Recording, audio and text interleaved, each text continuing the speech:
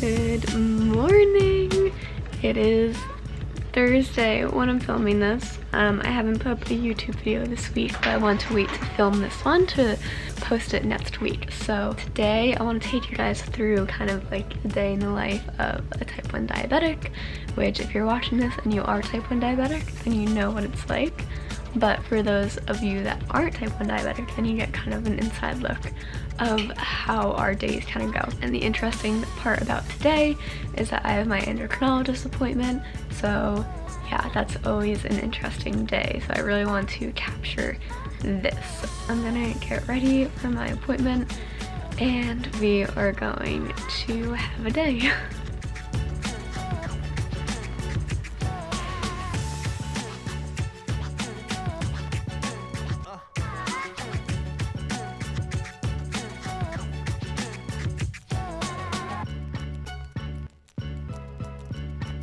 Alright, so feeding my crazy dogs, but I am a little bit on the lower side like I just showed you guys.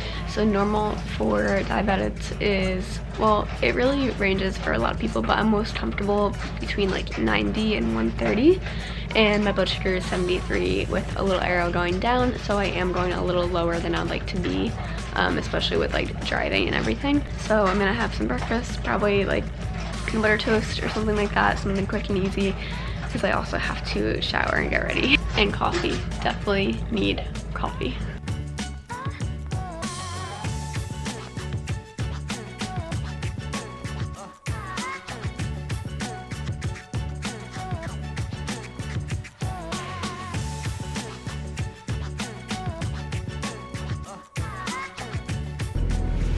Okay, just about to head out. I had my peanut butter toast and coffee for breakfast, and now I am 84, which is still like a little bit on the lower side, but I'm expecting it to pick back up.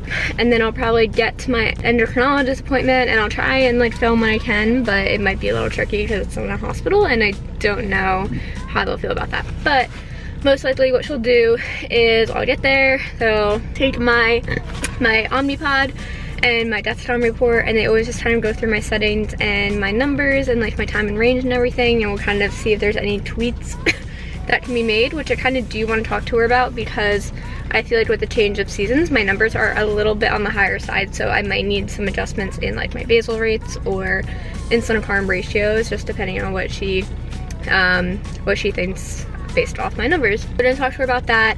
Going to get some blood work done. They always test for my A1C, which if you're not diabetic, that is your average blood sugar for the past 3 months. So for the past 6 months or so, since April about, my A1C has stayed consistent. It's been a 5.7, which I'm very, very happy about. I have a feeling with the season change that might have gone up a little bit, but if it does, that's okay. I'm not gonna beat myself up about it. Like, there's been a lot of different things that have happened. I quit my job. I am working full-time on my health coaching business. There's just a lot of different things that change and that can really affect your blood sugars, whether you think they are or not. They usually are.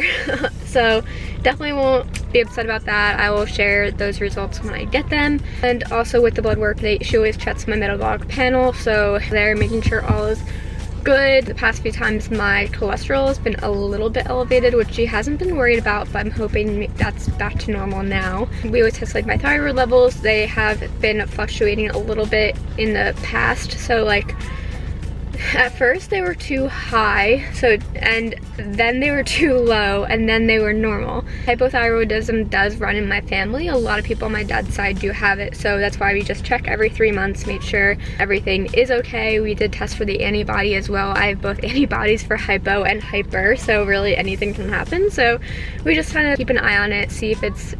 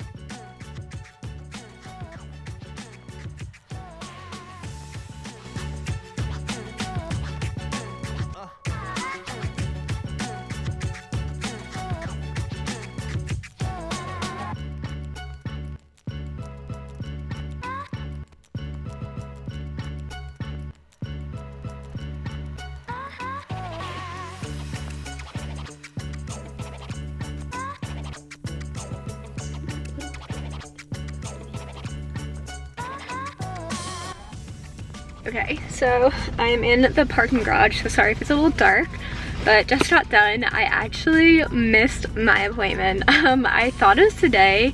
My appointment was actually yesterday. So I get there and the lady is very confused, like she's checking me in and just like, I don't know what's going on, but it says that you missed your appointment. And she calls somebody else over and she's like, yeah, it's because her appointment was yesterday. It's just like, oh my gosh.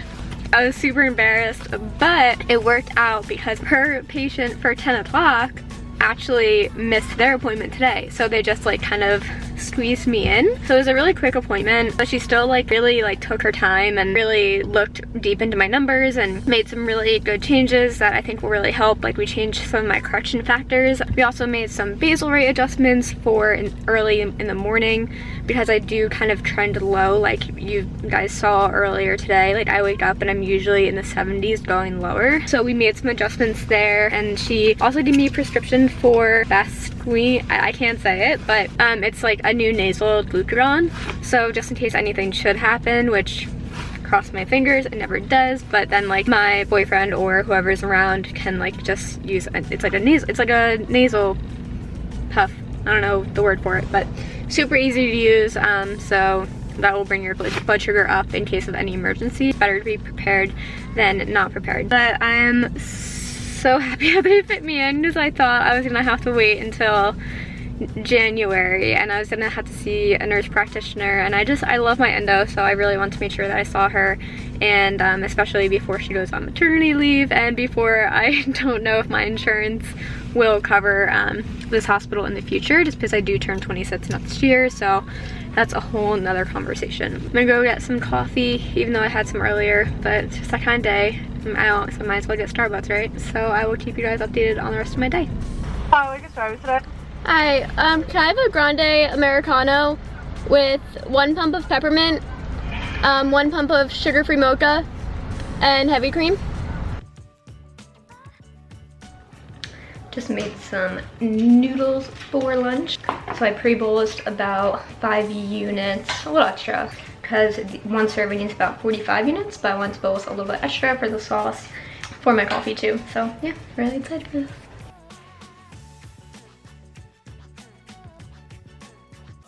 Alright, so now I'm about to hop on a quick call with a graphic designer because I want her to make a quick logo for my new ebook coming out, Chronic and Strong. And yeah, I'm really excited to see what we can come up with, what ideas to make it super, super cute.